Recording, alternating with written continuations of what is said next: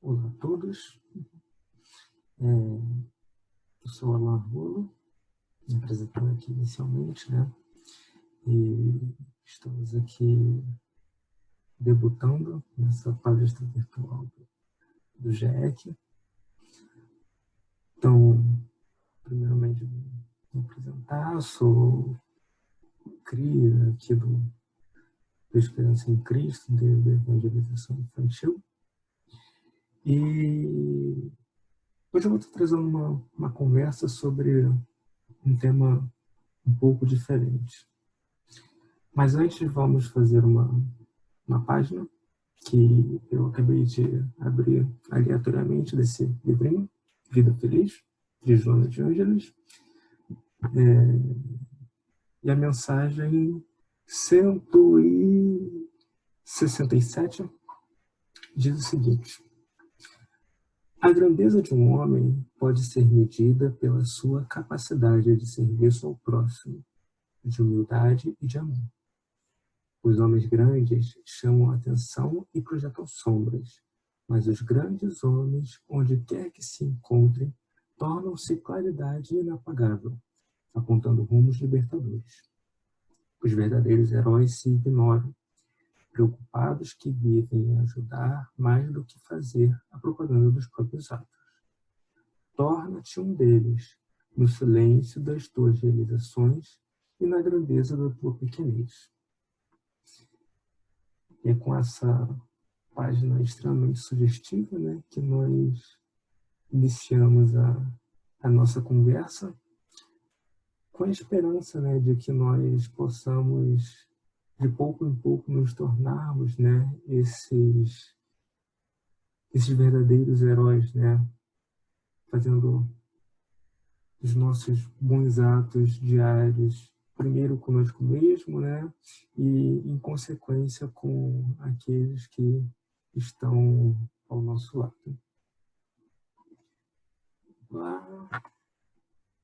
Pois bem. E a nossa conversa de hoje, ela tem o título de Mais Esperanto e Mais Paz. Foi uma apresentação que nós fizemos no 26º Encontro Espírita Esperantista do Rio de Janeiro, que é um evento organizado pelo Departamento de Esperanto do CERJ, né, que é o Conselho Espírita do Estado do Rio de Janeiro. E o tema do evento foi Esperanto, Espiritismo e Juventude, Bases para o Futuro. E daí acharam interessante, por bem, chamaram um jovem, no caso eu, para fazer uma das palestras. Né? E já me apresentei, né? Meu nome é Sol Argolo, ligado ao Grupo Espírita Esperança em Cristo, e também estamos ligados à Associação Esperantista do Rio de Janeiro. Fazemos parte da atual diretoria. Assim, né? E aí, essa conversa, né, ela é dividida basicamente em duas partes, né? Na primeira parte, a gente vai falar um pouco sobre essa ideia, né, do que é o Esperanto e do que é a paz. E na segunda parte, nós vamos fazer um paralelo, né, entre algumas questões do Espiritismo e do pensamento que existe por trás da língua Esperanto. Mas mais para frente a gente fala sobre isso. Então, primeiro, eu convido vocês a pensar no que é a paz. O que é a paz para vocês? Se quiser, pode dar uma pausa no vídeo, né, pausar o vídeo para pensar um pouco sobre. Indo lá no dicionário, do famoso dicionário Aurélio, ele traz para a gente que paz seriam as suas definições: ausência de lutas, violências ou perturbações sociais, tranquilidade pública, concórdia, harmonia, ausência de conflitos entre pessoas, bom entendimento no caso geral. Ausência de conflitos íntimos, tranquilidade de alma, sossego, situação de um país em que não está em guerra, restabelecimento das relações entre países que estavam em guerra, cessação de hostilidade, no caso, um tratado de paz e a ausência de agitação ou ruído, repouso e silêncio. Então, muito provavelmente, aquilo que você pensou sobre paz está dentro de uma dessas definições. E resumindo um pouco, né, a gente pode talvez definir assim, que a paz seria uma ausência de guerra ou de violência ou um estado de tranquilidade e de quietude. E isso podendo se dar num nível internacional, né, ou seja, entre nações diferentes, entre povos diferentes, uma questão social, numa comunidade específica, por exemplo, e também no nível individual, entre pessoa para pessoa, né? Ou até mesmo no seu íntimo, né? Estar em paz consigo mesmo. Então, essa é uma ideia geral da paz. É interessante que também existe um campo de estudo, né, que é chamado de estudos de paz, se bem me lembro, que eu não conhecia, não fazia ideia dessa existência, mas é aí um campo de estudo já bem estabelecido. Pois bem, já vimos rapidamente o que seria a paz, e aí agora a outra parte. O que é o tal do Esperanto? Não, antes disso, eu tinha me esquecido. Uma curiosidade. A paz é tão importante, né, para alguns povos que ela chega a estar impregnada, entranhada na maneira, na própria língua, né, desses povos, na maneira como eles saudam uns aos outros, né, tipo a saudação, quando você fala olá, alô, né, por exemplo, em hebraico, né, seria essa primeira parte, que seria algo parecido com Shalom Aleichem, não falo hebraico, ou em árabe, algo parecido com Salam Aleikum, também não falo árabe, mas ambas as línguas, né, ambas as saudações que eles é algo parecido com a paz esteja com você. Então, é interessante isso, né, como a língua, ela acaba traduzindo algumas ideias que estão associadas àqueles povos. Né? Pois bem, voltando, o que é o tal do Esperanto? Então, pensa aí o que é o Esperanto, que eu já vou dar a resposta. Esperanto é uma língua planejada pelo médico judeu Lázaro Luiz Zamenhof, lançada em 1887 na Polônia. Então, basicamente isso, uma língua planejada. E aí, como nós somos um público espírita, né, a gente acaba recomendando essa biografia do Zamenhof, chamada Doutor Esperanto, que foi reeditada recentemente pela Federação Espírita Brasileira. A ideia básica do Esperanto ela foi criada, né, para ser uma língua neutra e internacional, para que pessoas de países diferentes, povos diferentes, pudessem conversar entre si sem que houvesse imposição, né, da sua língua materna, da sua cultura materna e tudo aquilo que ela, porventura, iria trazer, né, o que poderia gerar alguns desentendimentos. Então, nesse livro, essa biografia meio romanceada, o autor ele trata bem sobre qual é a ideia por trás da criação do Esperanto e também do próprio criador. Uma outra curiosidade, né? Esperanto, a palavra Esperanto em Esperanto ela quer dizer aquele que tem esperança, e que foi o pseudônimo do Zamenhof quando ele lançou a língua, né? Porque ele, sendo médico, ele não quis misturar, né, esse sonho dele de uma língua internacional neutra com a profissão dele de médico, para que isso não pudesse causar nenhum problema pessoal. Então, ele assinou com o pseudônimo de Doctoro Esperanto. E aí pegou. Língua do Doutor Esperanto virou a língua Esperanto. Rapidamente, algumas características do Esperanto. Ele é internacional, ele possui o léxico dele, né, as palavras, elas têm origem em diversas outras línguas basicamente línguas românicas, mas também línguas germânicas, algumas línguas eslavas também, além de adições de vocabulários de outras línguas ao longo do tempo. Ele é neutro justamente por não pertencer a nenhum povo específico, então ele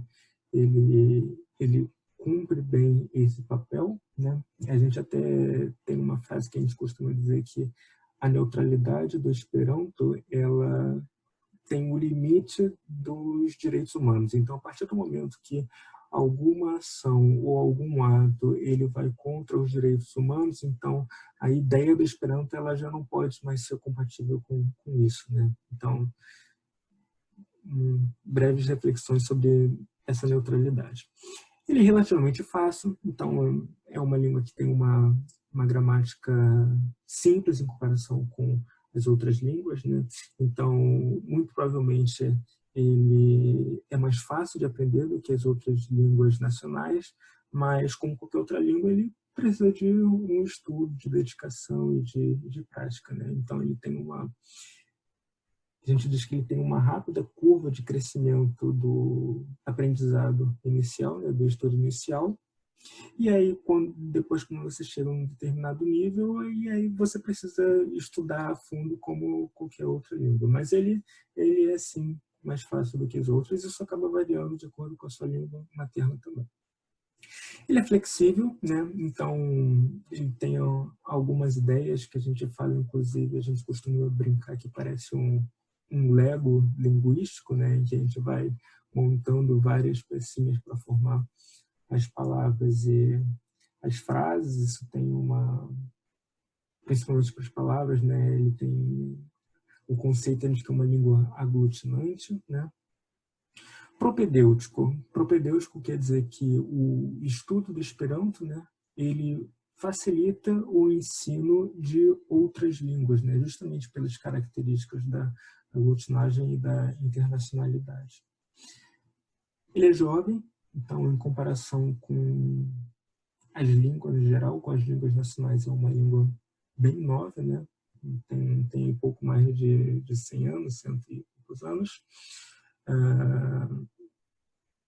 Mas, apesar disso, apesar dessa juventude ainda, ela é uma língua rica, né? Já com cultura bem estabelecida, tanto original na língua Esperanto, quanto traduzida. Então, isso quer dizer que a gente tem milhares de livros escritos em Esperanto, tanto da literatura internacional quanto da literatura original. Nós temos músicas de variados ritmos, tem teatro, em filmes, enfim. É uma língua plena como qualquer outra, né? Com uma cultura. E vivo também, basicamente porque ele é falado por todos nós, esperantistas, no mundo inteiro. Então ele tem uma comunidade internacional, né, falante do Esperanto que vivifica essa língua.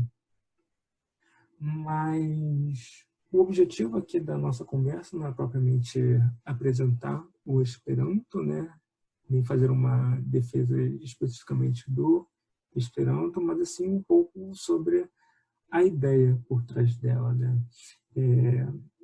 Faço um parêntese aqui que o Esperanto por si só, como língua por si só, ele é um instrumento, né? Que ele pode ser utilizado para o que o falante quiser, né? Então é bom a gente ter essa ideia em mente. Mas qual é a ideia por trás do Esperanto, por trás da criação, da fundação do Esperanto?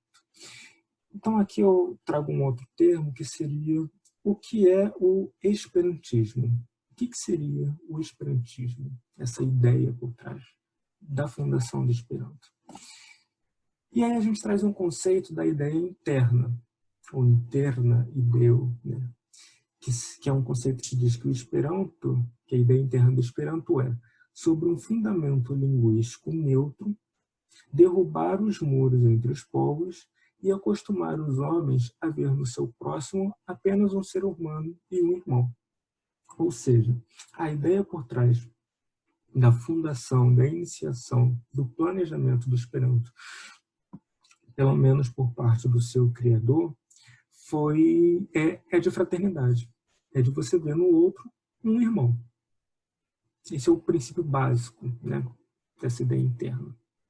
Isso é uma coisa que vale a pena a gente conversar um pouco mais e que acaba fazendo link com diversas religiões ou com diversas filosofias religiosas. Um outro parêntese que a gente faz é que aqui no Brasil, muito comumente, o Esperanto ele é associado ao espiritismo.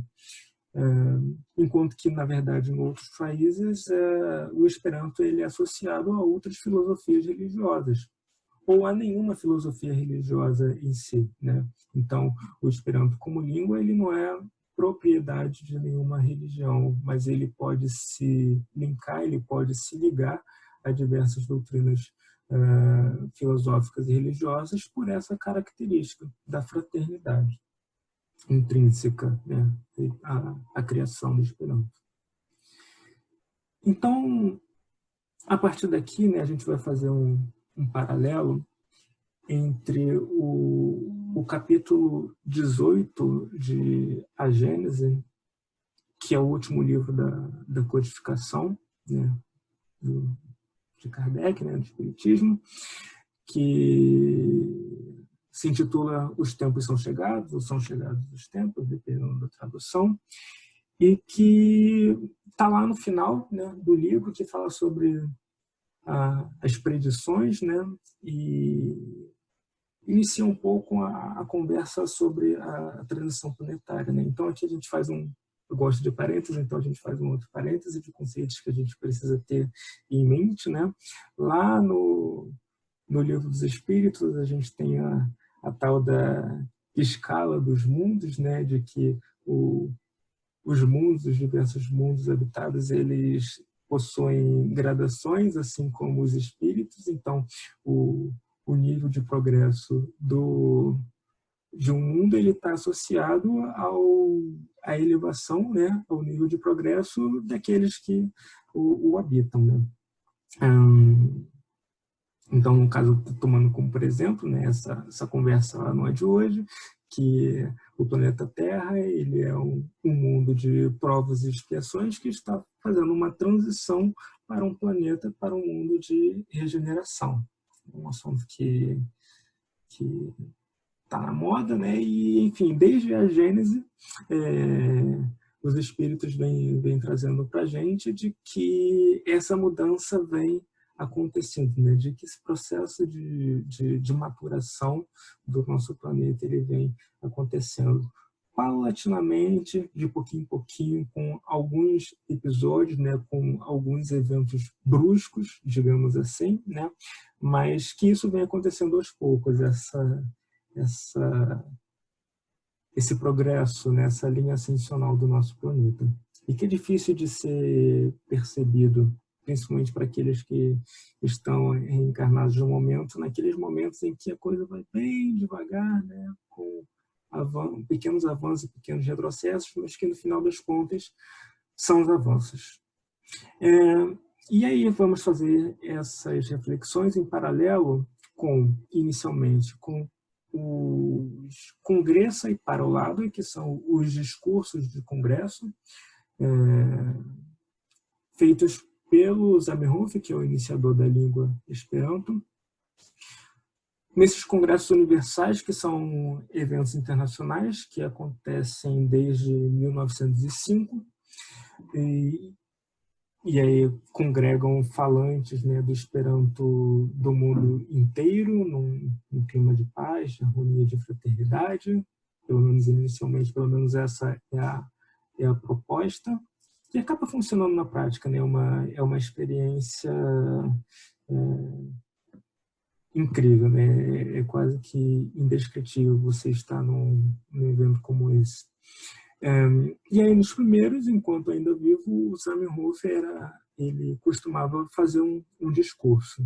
E aí aqui são 2 edições, né, desses discursos, e só um comentário, essa que está aí na direita em cima é uma edição em mini livro, que foi editado recentemente aqui no Brasil pelo um companheiro nosso de São Paulo, que tem um trabalho belíssimo, né, de edição. E, enfim, é uma curiosidade que achei que valia a pena comentar.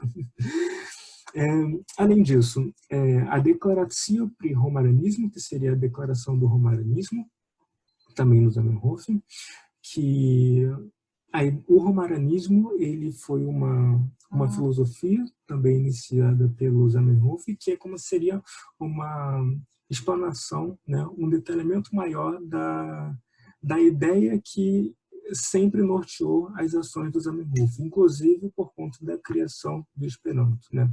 Então ele teve esse cuidado, né, de meio que separar o projeto dele da língua em si, estruturar a língua e também definir essa filosofia do romaranismo. Os biógrafos dele explicam isso muito bem. A fonte, né, do romaranismo ele veio também de algumas tradições, de alguns movimentos, inclusive sionistas, de helenismo, do Zamenhof como judeu, e uma expansão disso, né, de uma ideia do povo, da reunião do povo judeu, e em algum momento da vida do Zamenhof houve essa mudança de ampliar não apenas para o povo judeu, mas para a humanidade como um todo. E também vamos usar alguns trechos do livro Esperanto como Revelação, que foi publicado na versão bilíngue Esperanto kiel Revelatio, que é uma psicografia de Chico Xavier pelo espírito Francisco Valdomiro Lorenz. E aí, um outro parêntese aqui também, o Lorenz foi um espírito assim sensacional que reencarnou inicialmente na República Tcheca, né, na antiga Tchecoslováquia, e emigrou para o Brasil como fugitivo político. Foi um dos primeiros esperantistas aqui no Brasil. Ele chegou a trocar correspondência com o Zamenhof e ele era uma pessoa sensacional. Ele falava mais de 100 línguas, muitas delas, inclusive línguas ditas como mortas, né? O cara ele tem até um dicionário da língua egípcia antiga, enfim. E recentemente foi editada também uma gramática completa da língua tupi que ele escreveu. E ele também tinha uma mediunidade, uma espiritualidade extremamente desenvolvida, né? No entanto, ele tinha uma vida extremamente simples no interior do Rio Grande do Sul, e que trabalhou muito pela comunidade, né, em que ele vivia, inclusive com auxílio, né, com homeopatia e tal. Enfim, vai no YouTube, procura sobre a história do Lorenz, porque vale muito a pena saber quem foi esse espírito que esteve entre nós. Mas vamos lá. Espero que eu não esteja me alongando demais. Lá na Gênese, no item 17, né, Kardec traz para a gente, né, que uma nova ordem social desse novo tempo que vem chegando para a humanidade, ela tem como base a fraternidade e a fé. E isso de acordo com os princípios fundamentais: Deus, a alma, o futuro, o progresso individual indefinido e a perpetuidade das relações entre os seres. Então veja que esses princípios eles são extremamente significativos, né?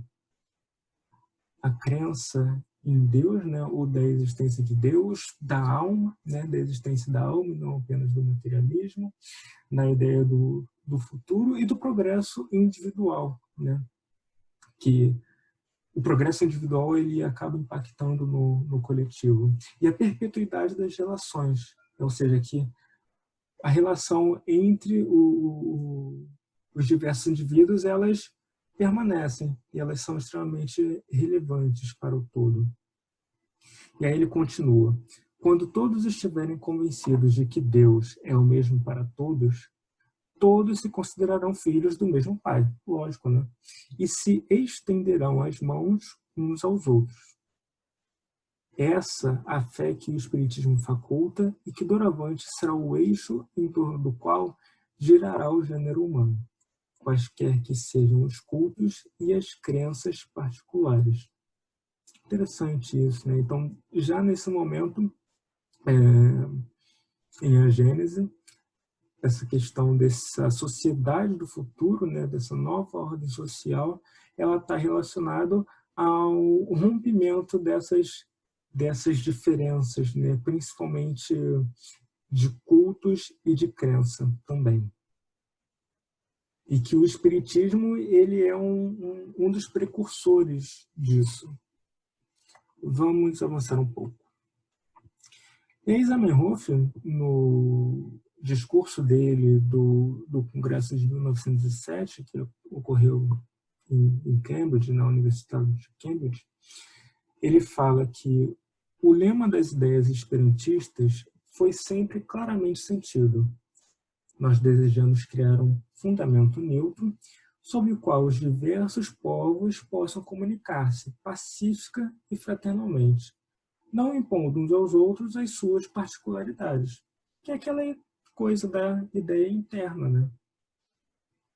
Para que, através desse fundamento neutro, as pessoas possam se comunicar com paz, com fraternidade, sem impor ao outro as suas questões individuais, que são individuais.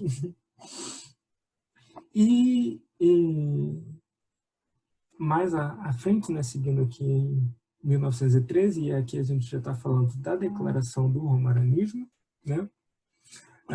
O Zamenhof ele fala que, sob o nome Deus, eu compreendo aquela mais alta força, desconhecida para mim, que rege o mundo e cuja essência eu tenho o direito de esclarecer-me, como me ditam o meu bom senso e meu bom coração. Interessante que isso tem muita relação, né, com a ideia que nós espíritas temos de Deus, né, pelo menos apresentada pelos espíritos lá em O Livro dos Espíritos. E ele continua: a essência de todas as religiões é a mesma, distinguindo-se entre elas apenas por lendas e tradições. Então veja o cuidado, né, que ele tem de ressaltar que cada religião ela tem uma essência divina, ela tem um objetivo digno e incomum, e que existem todo o resto, quase todo o resto que as diferencia, né, são questões basicamente culturais, né, e que foram surgindo ao longo do tempo, e aí a gente sabe que é de acordo com as nossas próprias necessidades momentâneas, que podem, em algum momento, serem, não digo extinguidas, né, mas podem ir sendo aperfeiçoadas. Lá em A Gênese, lá no item 19 do mesmo capítulo, a gente tem o seguinte: somente o progresso moral assegura aos homens a felicidade na terra, fazendo reinar a concórdia, a paz e a fraternidade. E aí a gente lembra, né, daquela alusão de que a humanidade é um pássaro e que tem duas asas, uma é a asa da moralidade e a outra é a asa da intelectualidade, e que as duas precisam evoluir ou progredir juntas, né, para que o voo do pássaro ele possa se dar, né, com melhor propriedade. E aí continua que esse progresso moral deitará por terra as barreiras que separam os povos, ensinando os homens a se considerarem irmãos que têm por dever auxiliar-se mutuamente. Então, nesse momento, né, é ressaltado a relevância e a importância do progresso moral, que é exatamente ele que vai propiciar, né, o vencimento dessas barreiras, o vencimento das diferenças que acabam separando os seres na Terra, né? E aqui, é claro, ele está falando entre os povos, mas em menor escala, né? Voltando à ideia da paz que se dá em nível internacional, social e individual, isso também se dá em todos esses níveis, né? Não vamos esquecer disso. E aí o Zamenhof, novamente no discurso dele de 1917, ele diz: de pouco em pouco, a Esperantujo se tornará uma escola da futura humanidade fraternizada. E nisso consistirá os mais importantes méritos dos nossos congressos. E aí o Esperantujo é um termo em Esperanto, né, que ele, traduzindo, seria algo como país do Esperanto, ou a comunidade esperantista, né, ou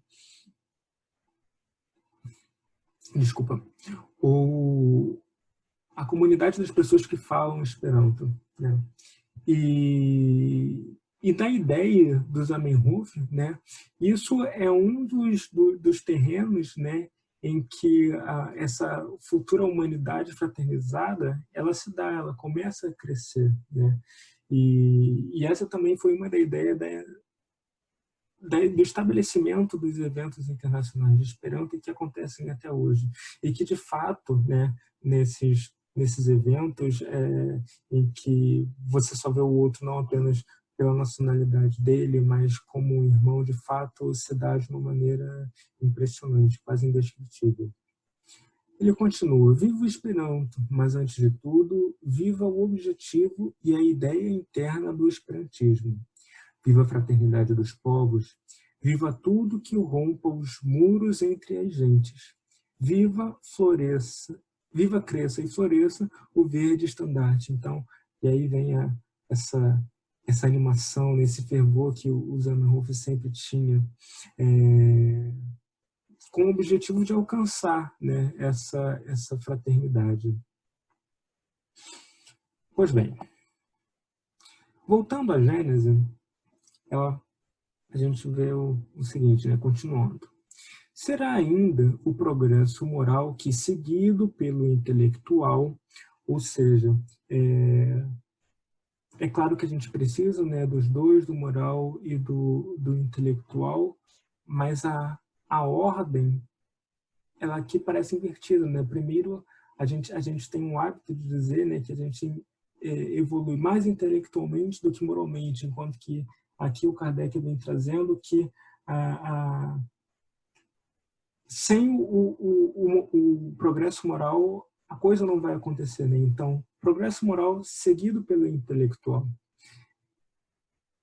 Então, ele, né, confundirá os homens numa mesma crença, fundada nas verdades eternas, aceitáveis por todos. A unidade de crença será o laço mais forte, o fundamento mais sólido da fraternidade universal.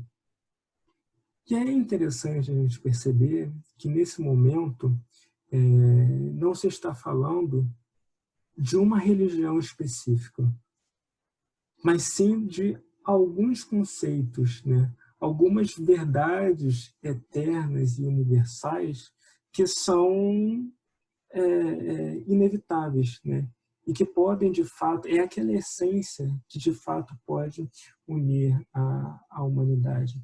E aí a gente lembra de uma frase, né? Não sei se eu já comentei aqui, de que o Espiritismo não é religião do futuro, mas sim o tal do futuro das religiões, né? E de que alguns conceitos que estão ali no Espiritismo são alguns desses conceitos que são dessas verdades eternas. Por exemplo, a imortalidade da alma, né? A reencarnação, que não são dogmas, são... como é que eu vou dizer?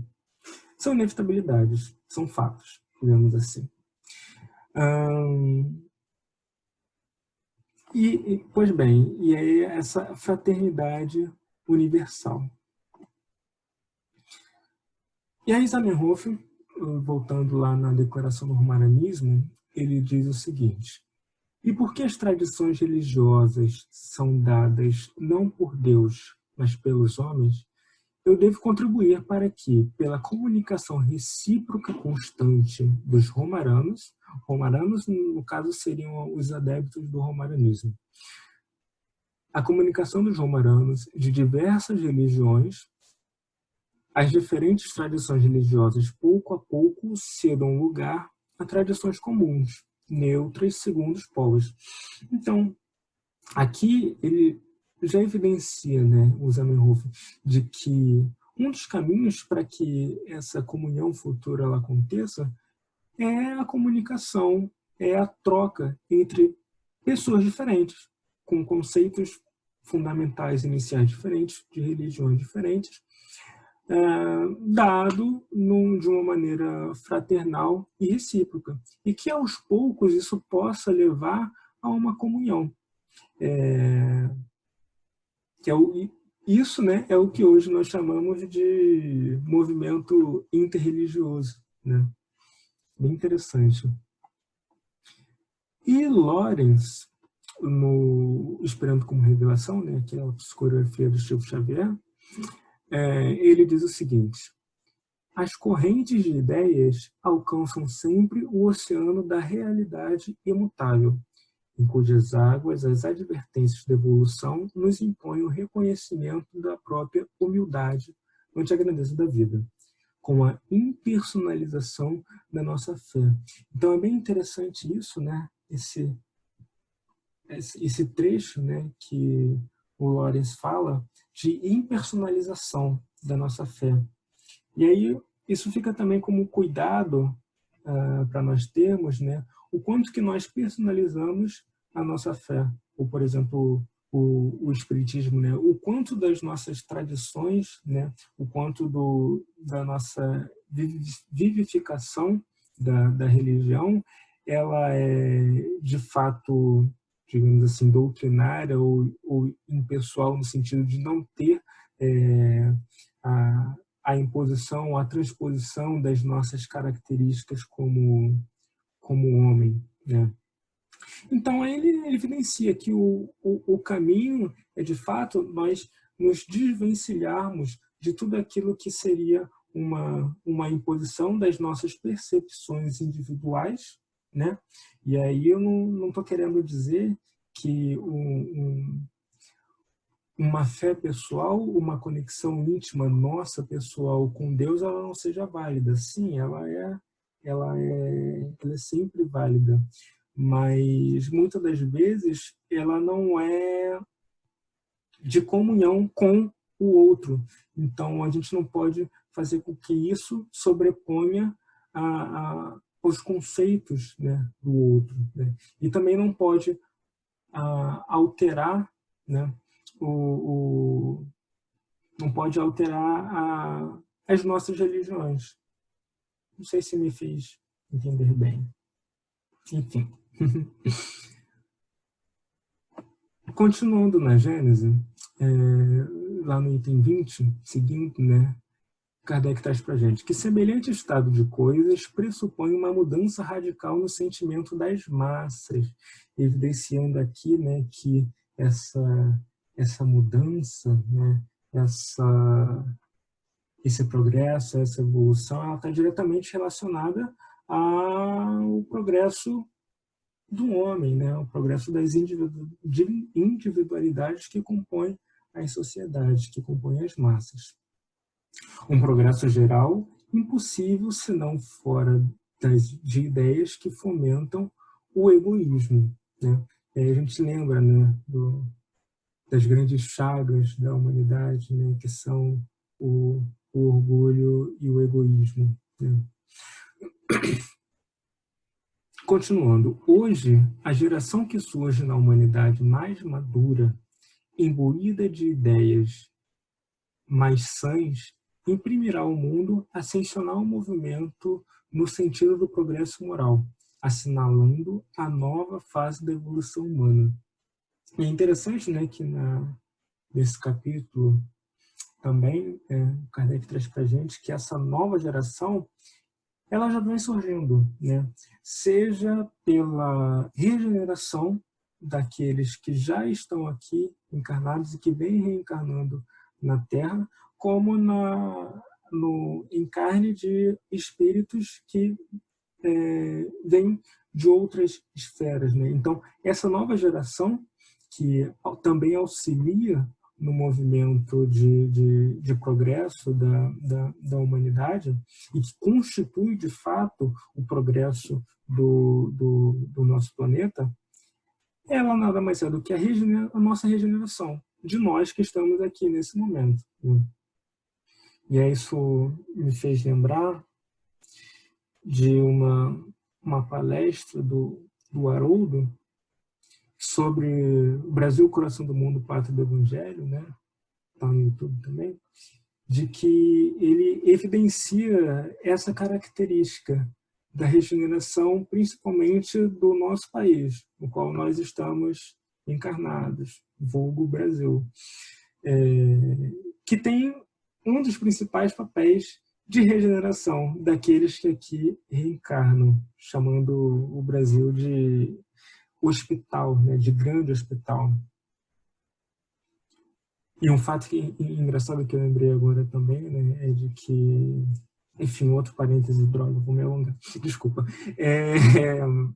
de que quando o Brasil, né, tinha a intenção de entrar tardiamente na Primeira Guerra Mundial, né, uma das discussões era, meu Deus, mas o Brasil não tem uma estrutura militar adequada, compatível com essa demanda e tal. E aí, na época, né, eu não lembro se um deputado ou um senador, ele era um médico, né, e ele falou, não, o Brasil ele é de fato um grande hospital, né? E aí acabou que foi enviada uma pequena missão de médicos e enfermeiros. Enfim, mas isso é uma outra história. Pois bem, então é essa nova geração regenerada que faz esse movimento, né, de progresso da humanidade. E que nós fazemos parte dela, em menor ou menor escala. Então, que a gente não possa nunca esquecer o nosso papel nesse progresso. Continuando em A Gênese, já no item 21. Enfraquecem-se os preconceitos de raça. Os povos entram a considerarem-se membros de uma grande família. Pela uniformidade e felicidade dos meios de realizarem suas transações, eles suprimem as barreiras que os separavam. E de todos os pontos do mundo, reúnem-se em comícios universais, para as justas pacíficas da inteligência. Então, vejam, fica aí algumas dicas, né, do nosso norte, do que nós precisamos fazer, né, para atingir esse progresso individual e coletivo da nossa humanidade, né? Enfraquecer os preconceitos de raça, de credo, qualquer sorte de preconceitos, né, para que nós sejamos todos uma grande família. Interessante que, às vezes, a gente tem a impressão de que isso não está muito bem acontecendo, de que essas barreiras não estão, de fato, caindo. Às vezes parece que elas estão sendo levantadas, né, erguidas. E aí a gente volta naquela ideia, né, de que para os que estão aqui encarnados nesse progresso, que ele é paulatino e que ele é, por vezes, lento, esse progresso ele é praticamente imperceptível. Isso me lembrou também agora é uma série da Netflix chamada Explicando, eu acho que tem no YouTube também, e que eu sempre recomendo. Ela é sobre temas variados, episódios curtinhos de 20, 30 minutos, e que um desses episódios, ele era sobre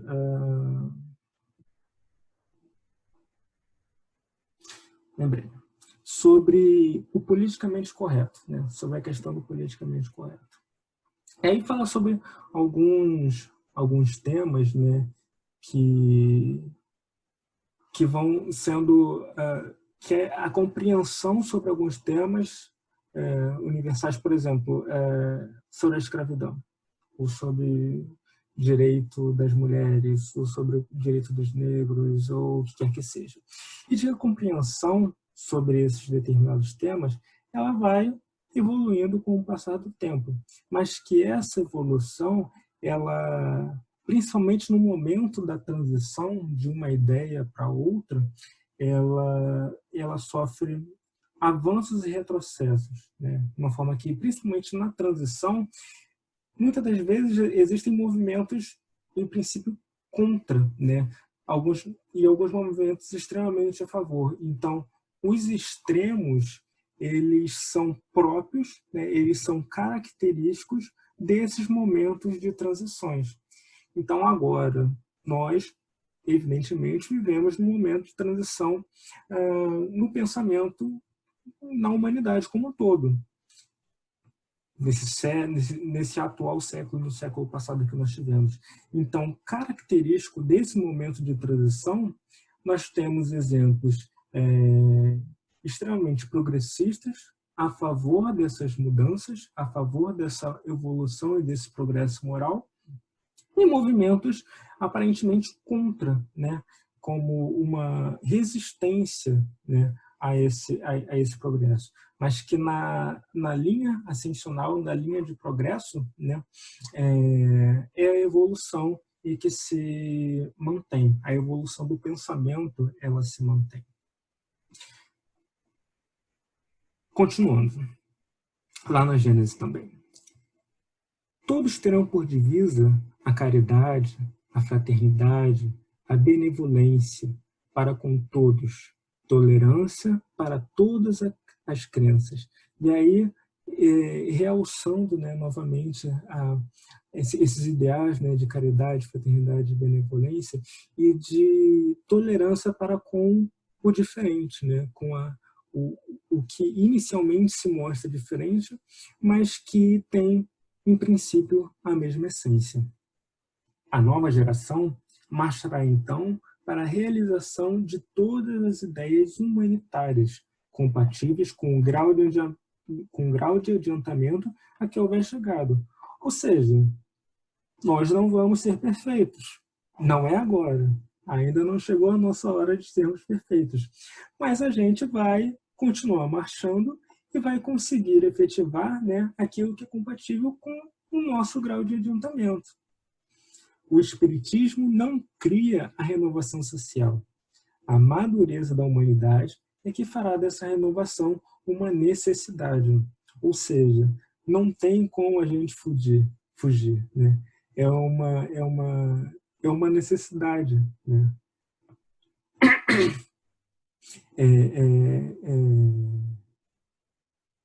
É uma renovação que ela é uma renovação que, como eu vou dizer, é aquela velha história, né, de que nós estamos fadados ao progresso, né? Nós estamos destinados a essa evolução e que ela vai se fazer, né, por bem ou por bem. E aí Lawrence, ele encerrando aqui já, né, no Esperanto como revelação e salientando, né, o papel, né, do Esperanto, né, como ferramenta para esse novo mundo, né, para essa evolução, ele faz o seguinte: é imprescindível falar e ouvir, perceber e compreender, desonerar-se de condicionamentos antigos, quebrar velhas fórmulas, ajustar-se a mais amplas dimensões, expungir o passado e partir de si mesmo. Facilitar o entendimento é ato de caridade, e construir o futuro é serviço de confiança. Aprender Esperanto, ensiná-lo, praticá-lo e divulgá-lo é contribuir para a edificação do mundo unido, né? Ou seja, né, aqui para o Lores, assim como era para o Zamenhof, assim como é para muitos esperantistas, né, essa língua ela acaba funcionando como uma ferramenta para se alcançar esse objetivo, né, de progresso moral, de fraternidade que vem sendo enunciado, né, desde a Gênese e pelos espíritos ao longo dos anos que seguiram e até hoje.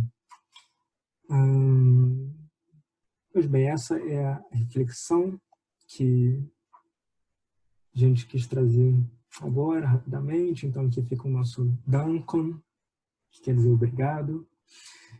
Espero que tenha sido a contento de todos.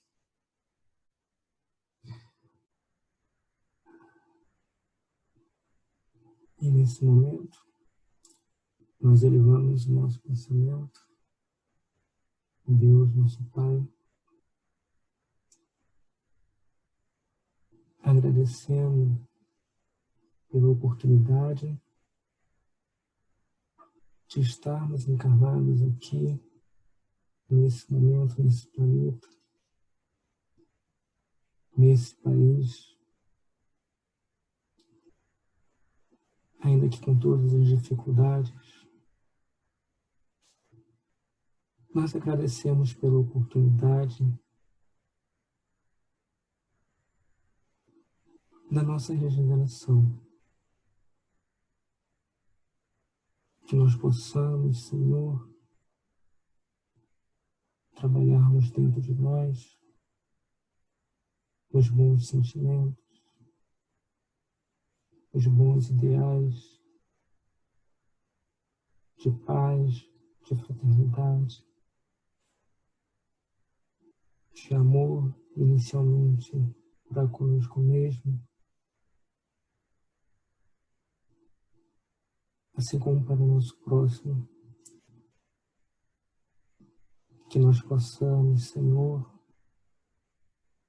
ser a sua ferramenta, a ferramenta do teu Evangelho na edificação de um novo mundo, de um mundo mais justo,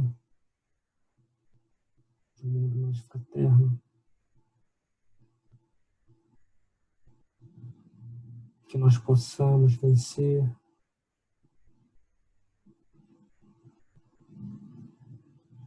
as nossas particularidades,